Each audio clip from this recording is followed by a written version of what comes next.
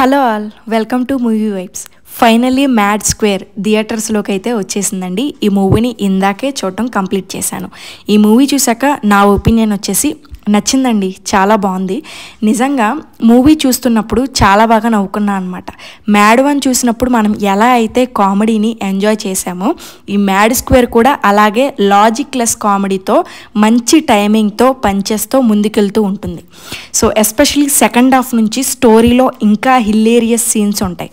ఒకటే చెప్తున్నా, story oriented movies లాగా ఈ మూవీ ఉండదు, కంప్లీట్గా డిఫరెంట్ ఉంటుంది. సింపుల్గా చెప్పేస్తున్నా, స్టోరీ ప్లాట్ వచ్చి లడ్డు పెళ్ళికి వచ్చిన ఫ్రెండ్స్ గ్యాంగ్ వల్ల లడ్డు కొన్ని ప్రాబ్లమ్స్ని ఫేస్ చేసి జైల్లో ఉంటాడు.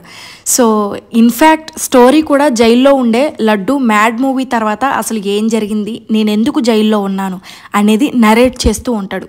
సో ఇది సింపుల్గా స్టోరీ, మీరు మూవీ చూస్తే ఇంకా క్లారిటీగా అర్థమవుతుంది. ప్లస్ పాయింట్స్ వచ్చేసి అందరూ యాక్టింగ్ బాగా చేశారు. ఇంకో ఇద్దరు ముగ్గురు స్క్రీన్ టైం ఎక్కువ ఉంటే బాగుంటుంది అనిపించింది. లైక్ అనుదీప్ కేవి గారు జస్ట్ ఒక 3 minutes అలా కనిపిస్తారు స్క్రీన్లో, అంతే.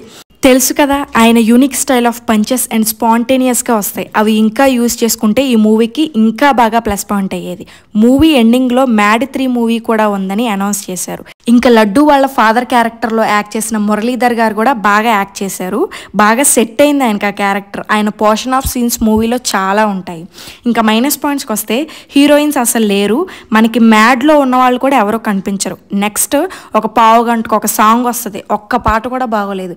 Musics and BGMs okay, but songs అయితే నాకు అంత నచ్చలేదు. పర్సనల్లీ ఇది నా ఒపీనియన్. ఫైనలీ ఈ మ్యాడ్ స్క్వేర్ మూవీని మీరు చూడకపోతే వెంటనే చూడండి. 2 hours 7 minutes హ్యాపీగా ఎంజాయ్ చేసి నవ్వుకుంటూ ఉంటారు. ఇలాంటి రివ్యూస్ కోసం ఛానల్ని లైక్ చేసి సబ్స్క్రైబ్ చేసి సపోర్ట్ చేయండి. Thanks for watching. Bye bye.